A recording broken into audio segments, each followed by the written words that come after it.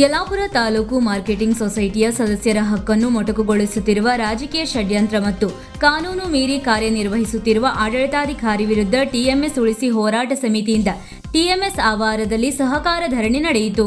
TMS ಮಾಜಿ ಅಧ್ಯಕ್ಷ ಎನ್.ಕೆ. ಭಟ್ ಅಗಾಶಿ ಕುಮ್ರಿ ಮಾತನಾಡಿ, ಸಂಸ್ಥೆಯ ಸಹಸ್ರಾರು ಸದಸ್ಯರ ಅಧಿಕಾರ ಮೊಟಕುಗೊಳಿಸಿ ಹಿಂಬಾಗಿಲಿನಿಂದ ಅಧಿಕಾರ ಪಡೆಯಲು ಪಟ್ಟಭದ್ರ ಹಿತಾಸಕ್ತಿಗಳು ಷಡ್ಯಂತ್ರ ನಡೆಸುತ್ತಿದ್ದಾರೆ. ಸಂಸ್ಥೆಯ ಉಳಿವಿಗಾಗಿ ನಾವು ನ್ಯಾಯಾಲಯದ ಮೊರೆ ಹೋಗುವುದು ಅನಿವಾರ್ಯವಾಯಿತು. ಇನ್ನೇನು ನ್ಯಾಯಾಲಯದ ತೀರ್ಪು ಬರುವ ಹೊತ್ತಿಗೆ ಸಂಸ್ಥೆಗೆ ಮಾರಕವಾಗುವ ನಿರ್ಧಾರವನ್ನು ಆಡಳಿತಾಧಿಕಾರಿ ಕೈಗೊಳ್ಳಲು ಮುಂದಾಗಿರುವುದು ವಿಪರ್ಯಾಸ ಎಂದರು. ಸಂಸ್ಥೆಯ ಸದಸ್ಯರ ಹಿತಕ್ಕಾಗಿ ಹೋರಾಟ ನಿರಂತರವಾಗಿ ಮುಂದುವರಿಯಲಿದೆ. ಸ್ಪಂದನೆ ದೊರೆಯದೆ ಹೋದರೆ ರಸ್ತೆ ತಡೆ ನಡೆಸಲಿದ್ದೇವೆ. ಆಗಲೂ ಯಾವುದೇ ಕ್ರಮ ಆಗದೇ ಇದ್ದಲ್ಲಿ ಸಂಸ್ಥೆಯ ಎದುರು ಏಕಾಂಗಿಯಾಗಿ ಉಪವಾಸ ಸತ್ಯಾಗ್ರಹವನ್ನು ನಡೆಸುತ್ತೇನೆ. ಉಪವಾಸದಿಂದ ನಾನು ಸತ್ತರೆ ತಾಲೂಕಿನ ರೈತರ ಹಿತಕ್ಕಾಗಿ ಬಲಿಯಾದ ನೆಮ್ಮದಿ ನನಗೆ ದೊರೆಯುತ್ತದೆ ಎಂದರು. ಬಿಜೆಪಿ ರಾಜ್ಯ ವಕ್ತಾರ ಹರಿಪ್ರಕಾಶ್ ಕೋಣೆಮನೆ ಮಾತನಾಡಿ, ಟಿಎಂಎಸ್ನ ಅಧಿಕಾರ ಹಿಡಿಯಲು ಬೇರೆ ಬೇರೆ ರೀತಿಯಲ್ಲಿ ಮಾಯಾಜಿಂಕೆ ಕಾರ್ಯನಿರ್ವಹಿಸುತ್ತಿದೆ. ರೈತರ ಜೀವನಾಡಿಯಾದ ಸಂಸ್ಥೆಯನ್ನು ಅವ್ಯವಸ್ಥೆಯ ಆಗರವಾಗಿಸಲು ಸಂಸ್ಥೆಯ ನಿವೃತ್ತ ಮುಖ್ಯ ಕಾರ್ಯನಿರ್ವಾಹಕ ಸಿಎಸ್ ಹೆಗಡೆ ಹಾಗೂ ಶಾಸಕರೇ ಕಾರಣ ಎಂದು ಆರೋಪಿಸಿದರು. ಸಂಸ್ಥೆಯ ಚುನಾವಣೆಯ ಸಂದರ್ಭದಿಂದ ಈವರೆಗೆ ನಡೆದ ಸಂಘರ್ಷದ ಕುರಿತು ವಿವರಿಸಿದ ಅವರು, ನ್ಯಾಯಾಲಯದಲ್ಲಿ ತೀರ್ಪು ಬಂದು ಎನ್.ಕೆ. ಭಟ್ ನೇತೃತ್ವದ ತಂಡ ಅಧಿಕಾರಕ್ಕೆ ಬರುತ್ತದೆ ಎಂಬ ಆತಂಕದಿಂದ ಷಡ್ಯಂತ್ರ ಮಾಡುತ್ತಿದ್ದಾರೆ. ಎಷ್ಟೇ ಕಷ್ಟಗಳು ಎದುರಾದರೂ ಸಂಸ್ಥೆಯ ಉಳಿವಿಗೆ ಹೋರಾಟ ಮುಂದುವರಿಸುತ್ತೇವೆ. ಸಹಕಾರಿ ಇಲಾಖೆಯ ಜಿಲ್ಲಾ ಅಧಿಕಾರಿಗಳು ಸ್ಥಳಕ್ಕೆ ಬಂದು ಆಡಳಿತಾಧಿಕಾರಿ ನೇಮಕ ಹಿಂಪಡೆಯಬೇಕು. ನ್ಯಾಯಾಲಯದ ಮೊಕದ್ದಮೆ ಹಿಂಪಡೆಯುವ ಠರಾವನ್ನು ವಾಪಸ್ ಪಡೆಯುವವರೆಗೆ ಹೋರಾಟ ಮುಂದುವರಿಯಲಿದೆ ಎಂದರು. ಬಿಜೆಪಿ ಮಂಡಲಾಧ್ಯಕ್ಷ ಪ್ರಸಾದ್ ಹೆಗಡೆ ಮಾತನಾಡಿ, ಟಿಎಂಎಸ್ನ ಈ ವ್ಯವಸ್ಥೆಗೆ ಶಾಸಕ ಶಿವರಾಮ್ ಹೆಬ್ಬಾರ್ ಹಾಗೂ ಅವರ ತಂಡವೇ ನೇರ ಕಾರಣ. ರೈತರ ಹಿತಕ್ಕಾಗಿ ಸಹಕಾರಿ ಸಂಸ್ಥೆಯನ್ನು ಸರಿದೂಗಿಸಿಕೊಂಡು ಹೋಗಬೇಕಾದ ಶಾಸಕರೇ ವಿಷಕಂಠನಾಗಿದ್ದಾರೆ ಎಂದು ಆಕ್ರೋಶ ವ್ಯಕ್ತಪಡಿಸಿದರು. ಸಂಕಲ್ಪ ಸಂಸ್ಥೆಯ ಅಧ್ಯಕ್ಷ ಪ್ರಮೋದ್ ಹೆಗಡೆ ಮಾತನಾಡಿ, ಆಡಳಿತಾಧಿಕಾರಿ ರೈತರ ಹಿತಕ್ಕಾಗಿ ಬಂದು ಕುಳಿತವರಲ್ಲ, ಲಂಚದ ಹಣಕ್ಕಾಗಿ ಕೆಲಸ ಮಾಡಲು ಬಂದಿದ್ದಾರೆ. ತನ್ನ ಕರ್ತವ್ಯದ ಮಿತಿ ಮೀರಿ ಕಾರ್ಯನಿರ್ವಹಿಸುತ್ತಿರುವ ಅವರು ಶಿಕ್ಷೆಗೆ ಗುರಿಯಾಗುವುದು ಖಂಡಿತ ಎಂದು ಎಚ್ಚರಿಸಿದರು. ರೈತರು ಅನ್ಯಾಯದ ವಿರುದ್ಧ ಎದ್ದು ನಿಂತಾಗ ರೈತರೇ ಗೆಲ್ಲುತ್ತಾರೆ ವಿನಃ ಭ್ರಷ್ಟ ಹಣಕ್ಕೆ ಜಯ ಸಿಗುವುದಿಲ್ಲ ಎಂದರು. ಸಂಸ್ಥೆಯ ಮಾಜಿ ನಿರ್ದೇಶಕರಾದ ವೆಂಕಟರಮಣ ಬೆಳ್ಳಿ, ಸುಬ್ಬಣ್ಣ ಬೋಳ್ಮನೆ, ಜ್ಯೋತಿಷಿ ಗೋಪಾಲಕೃಷ್ಣ ಭಟ್ ಹಂಡ್ರಮನೆ, ಎಲ್ಎಸ್ಎಂಪಿ ಸೊಸೈಟಿಯ ಅಧ್ಯಕ್ಷ ನಾಗರಾಜ್ ಕವಡಿಕೆರೆ ಇತರರು ಮಾತನಾಡಿ ಆಡಳಿತಾಧಿಕಾರಿ ವಿರುದ್ಧ ಆಕ್ರೋಶವನ್ನು ವ್ಯಕ್ತಪಡಿಸಿದರು. ಈ ವೇಳೆ ಪ್ರಮುಖರಾದ ಗಣಪತಿ ಮಾನಿಗದ್ದೆ, ಮಹೇಶ್ ದೇಸಾಯಿ, ಕೆಟಿ ಹೆಗಡೆ, ಸುಬ್ಬಣ್ಣ ಉದ್ದಾಬೈಲ್, ರವಿ ಬಿಡಾರ, ಅಪ್ಪು ಆಚಾರಿ, ಜಿಆರ್ ಭಾಗವತ್, ರಾಮಕೃಷ್ಣ ಗಾಂವ್ಕರ್, ದತ್ತಾತ್ರೇಯ ಭಟ್ ಸೇರಿದಂತೆ ನೂರಾರು ರೈತರು ಭಾಗವಹಿಸಿದ್ದರು. ಸಹಕಾರಿ ಇಲಾಖೆಯ ಸಹಾಯಕ ನಿಬಂಧಕ ಅಜಿತ್ ಶಿರಹಟ್ಟಿ ಅವರು ಪ್ರತಿಭಟನಾಕಾರರ ಅಹವಾಲು ಸ್ವೀಕರಿಸಲು ಬಂದಾಗ ಅವರಿಗೆ ಮಾತನಾಡಲು ಪ್ರತಿಭಟನಾಕಾರರು ಬಿಡಲಿಲ್ಲ. ಜಿಲ್ಲಾ ಉಪನಿಬಂಧಕರು ಸ್ಥಳಕ್ಕೆ ಬರಬೇಕು, ಇಲ್ಲವಾದರೆ ಅವರ ಪರವಾಗಿ ಆಡಳಿತಾಧಿಕಾರಿ ವಜಾ ಹಾಗೂ ಠರಾವು ವಾಪಸ್ ಪಡೆಯುವ ಘೋಷಣೆಯನ್ನು ಮಾಡುವುದಾದಲ್ಲಿ ಮಾತ್ರ ಮಾತನಾಡಿ, ಇಲ್ಲವಾದರೆ ಬೇಡ ಎಂದು ಪ್ರತಿಭಟನಾಕಾರರು ಆಕ್ರೋಶವನ್ನು ವ್ಯಕ್ತಪಡಿಸಿದರು. ಇದಕ್ಕೆ ಸಮಜಾಯಿಷಿ ನೀಡುವ ಪ್ರಯತ್ನವನ್ನು ಅಧಿಕಾರಿ ಮಾಡಿದರೂ ಪ್ರಯೋಜನವಾಗಲಿಲ್ಲ. ಹಾಗಾಗಿ ಮಾಸಾಸನ ಕೊಡುವಂತ ವಿಚಾರ ತಿಳಿಸಿದಾಗ ಮತ್ತು ಹೆದರಿಕೆ ಶುರುವಾಯಿತು ಅವರಿಗೆ. ಮಾಸಾಸನ ಅಂದ್ರೆ ಅದಕ್ಕೆಲ್ಲ ಇತಿಮಿತಿ ಇರ್ತದೆ, ಏನು ಹೇಳಿದ ಕೂಡಲೇ ಕೊಡುವುದಲ್ಲ. ನಮ್ಮ ಬಂಡವಾಳದಲ್ಲಿ ಲಾಭದಲ್ಲಿ ವರ್ಷ 50 ಲಕ್ಷ ಒಂದು 3-4 ವರ್ಷ 5 ವರ್ಷ ತೆಗೆದಿಟ್ಟು ನಂತರ ಮಾಸಾಸನ ಅದಕ್ಕೂ ಬಡ್ಡಿ ಆಗ್ತದೆ, ವರ್ಷ ತೆಗೆಯುವುದೂ ಆಗ್ತದೆ.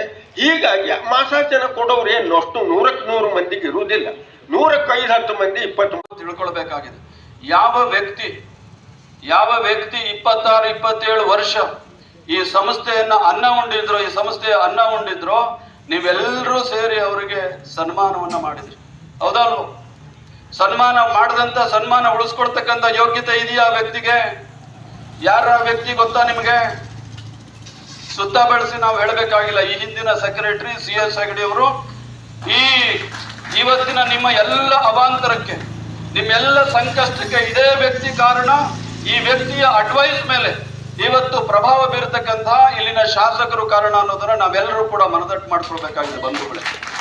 ಈ ಇಬ್ಬರು ವ್ಯಕ್ತಿಗಳಿಗೆ ಯಲ್ಲಾಪುರ ತಾಲೂಕಿನ ಸಹಸ್ರಾರು ರೈತರಿಗೆ ಸಂಕಷ್ಟವನ್ನ ಒಡ್ಡಿ ತೊಂದರೆಯನ್ನ ಕೊಟ್ಟು ಇಂತಹ ಸಂಸ್ಥೆಯನ್ನ 10 ವರ್ಷ ನಿಸ್ಪೃಹವಾಗಿ ಎಂದೂ ಇಷ್ಟು ಲಾಭವನ್ನ ಕಂಡಿರಲಿಲ್ಲ, ಎಂದೂ ರೈತರಿಗೆ ಇಷ್ಟು ಕಲ್ಯಾಣ ಯೋಜನೆಗಳನ್ನ ಜಾರಿ ಮಾಡಿರಲಿಲ್ಲ.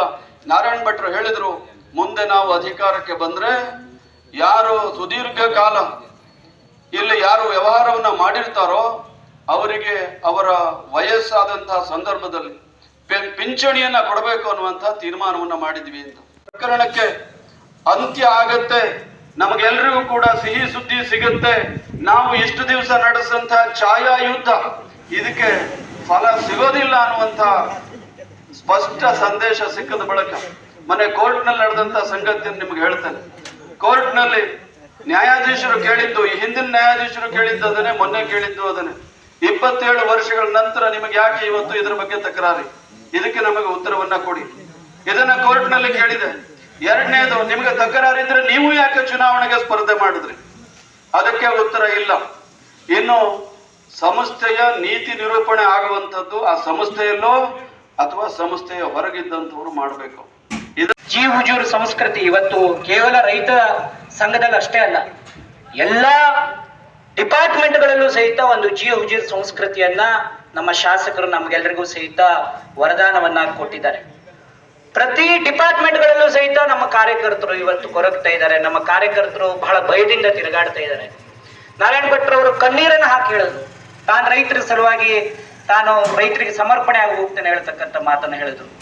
ಈ ಕಣ್ಣೀರು ಮುಂದಿನ ದಿನಗಳಲ್ಲಿ ಖಂಡಿತವಾಗಿ ಯಾರಿಗೆ ವರ ಆಗತ್ತೆ, ಯಾರಿಗೆ ಶಾಪ ಆಗತ್ತೆ ಹೇಳುವಂಥದ್ದನ್ನ ಮುಂದಿನ ದಿನದಲ್ಲಿ ಕಾದ್ ನೋಡೋಣ. ಬೀದರದ ಹತ್ರ ಒಬ್ಬ 1 ಎಕರೆ ಜಮೀನು ಮಾರಾಟ ಮಾಡ್ಲಿಕ್ಕೆ ಹೊರಟಿದ್ದ.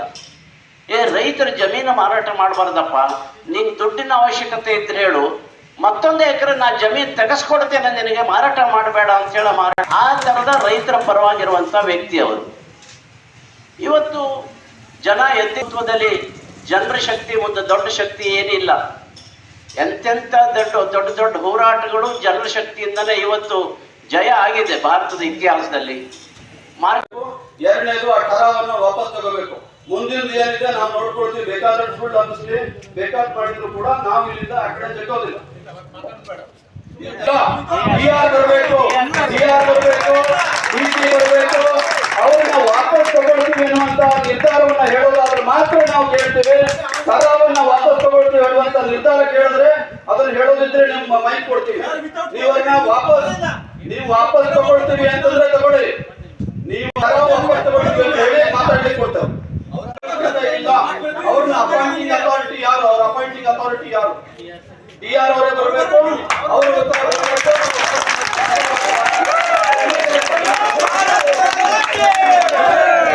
ಶಾಂತಿಯುತವಾದಂತ ಬೆಳಗ್ಗೆಯಿಂದ ನಾವು ಏನು ಧರಣಿ ಮಾಡ್ತಾ ಇದ್ದೇವೆ. ನಮ್ಮ ಬೇಡಿಕೆ ಇರುವಂತಹದ್ದು ಎರಡೇ. ಈಗ ಏನು ಆಡಳಿತ